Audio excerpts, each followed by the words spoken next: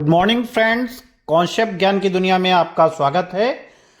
आज के सेशन में हम चर्चा करेंगे घास के मैदान में मनुष्य के जीवन, वहाँ की जलवायु पे।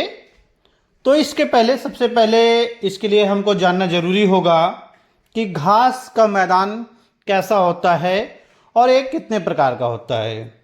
तो जलवायु के आधार पर विश्व के घास स्थलों को दो मुख्य श्रेणियों में बांटा जाता है। पहला है शीतोष्ण प्रदेश के घास स्थल उष्णकटिबंधीय, दूसरा उष्णकटिबंधीय प्रदेश के घास स्थल। यह दो प्रकार के घास स्थल होते हैं। हालांकि अलग अलग नाम, इन घास स्थलों का अलग अलग नाम होता है। सबसे पहले ये जान लेते हैं कि घास स्थल जो है वो मैदान है जहां पर प्राकृतिक रूप से घास उत्पन्न हुई है और बहुत बड़ा मैदान होता है, यानी हजारों और लाखों एकड़ भूमि जो है वो ऐसे ही पड़ी रहती है, जो घास के बड़े बड़ी घास का मैदान होता है, जहाँ पर जंगली जनजीवन होता है, वन्य जनजीवन होता है। और यह दो प्रकार का होता है। इसके अलग अलग नाम हैं। नाम घास के मैदान नाम के आधार पर एक अलग वीडियो पे इस पे चर्चा करेंगे, जो बहुत ही जल्द आप लोगों को मिलने वाला है। तो आइए चर्चा करते हैं। शीतोष्ण प्रदेश के घास स्थल ये मध्य अक्षांशीय क्षेत्रों और महाद्वीपों के भीतरी भागों में घास, छोटी व पौष्टिक घास होती है। यहाँ पर जानवर जो हैं वो जंगली भैंस, बाइसन, एंटीलोप जैसे जानवर यहाँ पाए जाते हैं। इसी तरीके से उष्ण कटिबंधीय घास स्थल की चर्चा करते हैं। तो उष्ण कटिबंधीय घास स्थल जो है वो भूमध्य रेखा के दोनों ओर फैले हैं। यहाँ वनस्पति निम्न से मध्य वर्षा वाले क्षेत्रों में पैदा होती है। घास 3 से 4 मीटर की ऊंचाई तक होती है। अफ्रीका का सवाना घास इसी श्रेणी में आता है। यहाँ जानवर जो है हाथी, जेब्रा, जिराफ, हिरण, तेंदुआ, इस तरीके के जानवर पाए जाते हैं। अब चर्चा करते हैं प्रेरी घास स्थल के विषय में। प्रेरी शब्द की उत्पत्ति लैटिन भाषा के शब्द पेंटा से हुई है, जिसका अर्थ है शाद्वल। उत्तरी अमेरिका के शीतोष्ण घास स्थल को प्रेरी कहते हैं। 2 मीटर तक ऊंची घास यहाँ के भूदृश्य की प्रधानता है और यह एक घास का सागर है। आप नक्शे में देख सकते हैं कि रॉकी पर्वत के पास से, यानी रॉकी पर्वत की अगर बात करें तो इसके पूर्व का, और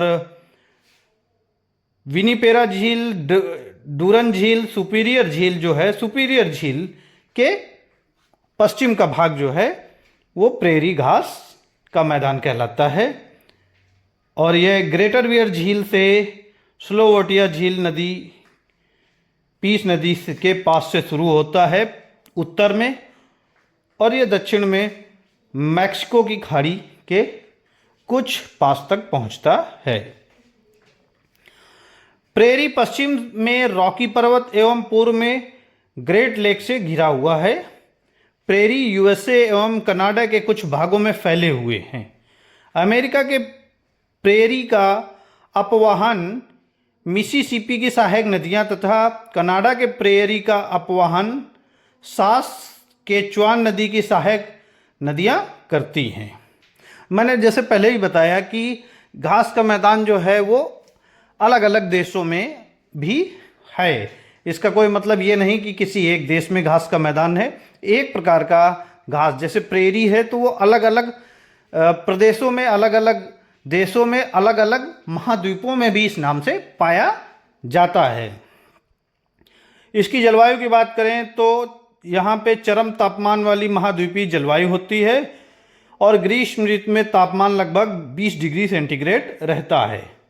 शीत ऋतु में कनाडा के विनिपेग में हिमांक से -20 डिग्री सेंटीग्रेड भी होता है यहाँ का तापमान, और वार्षिक वर्षा यहाँ पे सामान्य रहती है। चिनूक नामक स्थानीय हवा यहाँ चलती है। और यहाँ पर अगर अब वनस्पतियों की बात करें और प्राणियों की बात करें तो सरपत, बिलो, आल्डर और पॉपुलर जैसी वनस्पतियाँ, ये पेड़ यहाँ पर पाए जाते हैं। यहाँ पे मक्का की जो है मेन फसल होती है, मुख्य रूप से मक्का की जाती है। मक्का यहाँ पे जानवरों को खिलाने के लिए भी यूज की जाती है। यहाँ का मुख्य वैसे पशुपालन जो है सुअर जो है यहाँ पे मक्का का भोजन करते हैं, मक्का उन्हें खिलाई जाती है। विशाल मवेशी फार्म यहाँ पे तैयार किए जाते हैं। मुख्य फसल मक्का होने के अलावा यहाँ पे आलू, सोयाबीन, कपास, अल्फा होता है। विशाल मवेशी फार्म, रैंच, काओबाय यहाँ पे है। पशु बाइसन या अमेरिकी भैंस होते हैं। अन्य जानवर यहाँ पे मैदानों में खरगोश, कायोट, गोफर, प्रेरी कुत्ता ये पाए जाते हैं। अगर लोगों की बात करें तो विश्व का धान्यागार जो है वो प्रेरी घास का मैदान है और प्रमुख उद्योग धंधे यहाँ के दुग्ध उत्पादन होता है। दूसरे तरीके के घास का मैदान की बात करें तो वेल्ड घास स्थल, दक्षिण अफ्रीका के शीतोष्ण घास स्थल को वेल्ड कहते हैं। 600 से 1100 मीटर तक की विभिन्न ऊंचाई वाले उर्मिल पठार होते हैं।